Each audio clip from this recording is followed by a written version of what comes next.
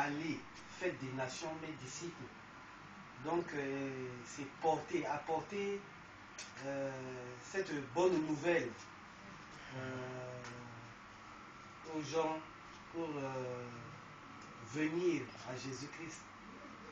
Donc, évangéliser, c'est apporter une bonne nouvelle en vue de la transformation des êtres humains pour se tourner vers le Dieu véritable qui a envoyé son Fils Jésus-Christ pour venir nous sauver.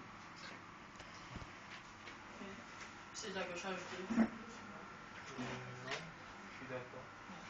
Ok, c'est tous d'accord, évangéliser, c'est un verbe vraiment important. Évangéliser, c'est annoncer une bonne nouvelle.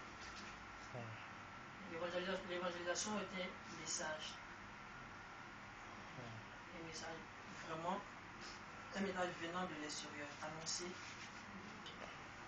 un message qui était avant inconnu, comme tu l'as dit.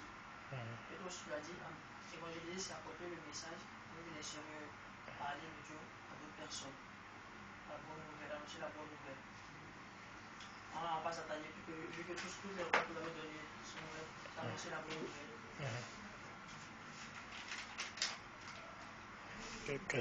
Question 2. Non. Question 2. Je vais vous poser juste une question, je sais pas si ça c'est peut-être d'autres des trucs. Selon vous, combien de fois on prononce le verbe évangéliser dans la Bible? Juste pour voir si Combien de fois? Combien de fois évangéliser se trouve-t-il dans la Bible? Bon, je vais essayer de diminuer dans le Nouveau Testament. Dans le Nouveau Testament. Il faut vous donner des chiffres approximatifs. On dit ça comme ça, non?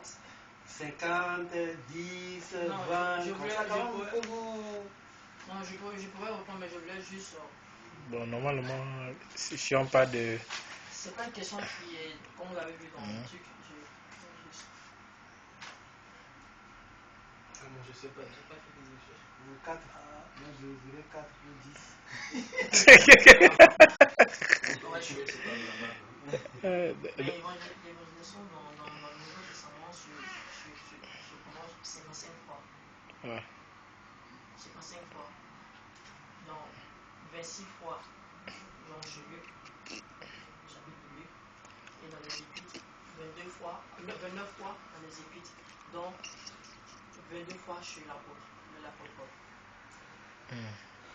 Parce qu'en Luc, il utilise le verbe évangéliser pour parler de la prédication de Jésus. En acte, Luc utilise évangéliser pour décrire les activités des apôtres.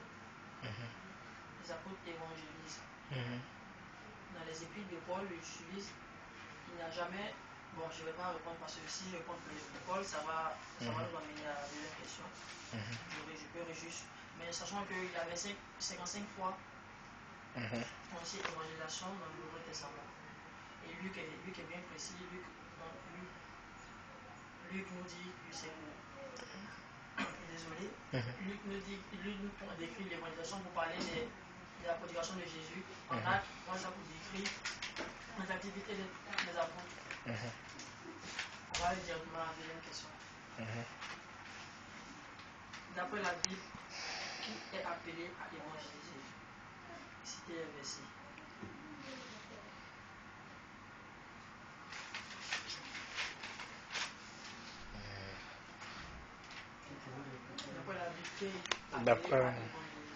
D'après la Bible, qui est appelé à évangéliser? Quelles sont les personnes qui doivent évangéliser? Les versets. Tu es en train de filmer? Il faisait... Attends, on attend la vidéo. Parce que... Moi j'ai dit tous les chrétiens. Et puis j'ai pris Ephésiens 6:15. T'as pris tous les Ephésiens 6:15. Ok. Tu peux nous lire? Là on va...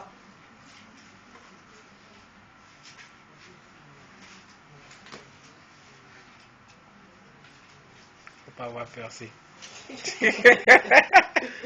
Au début, quand je filmais, il fallait voir. C'est Jean-Michel qui est star dans toutes les vidéos. Hein. C'est toi qui es la star que dans toutes les vidéos.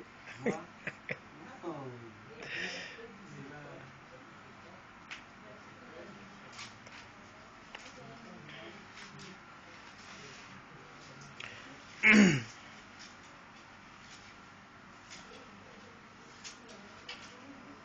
je l'ai dit là. Prenez comme ça la Bible pour annoncer la bonne nouvelle de la paix. Ok. Ah, c'est selon Roland. C'est selon toi. Dans la Bible qui amène.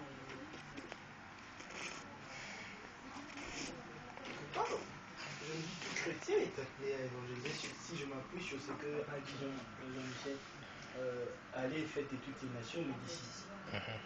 Tout chrétien quelque part évangélise. Mais maintenant, il y a si on regarde par rapport à l'étude de la semaine passée, quand on parlait des dons et du ministère, il y a des gens qui sont appelés à ne faire que ça dans un but bien précis, tu vois. Et ces gens-là, bon, ils sont un peu plus, si je peux dire, qualifiés que le chrétien général, quoi, qualifié à évangéliser. Mais quand on est déjà chrétien, on est appelé à parler de Jésus à d'autres nations. Quelque part, c'est déjà des évangélisations. Maintenant,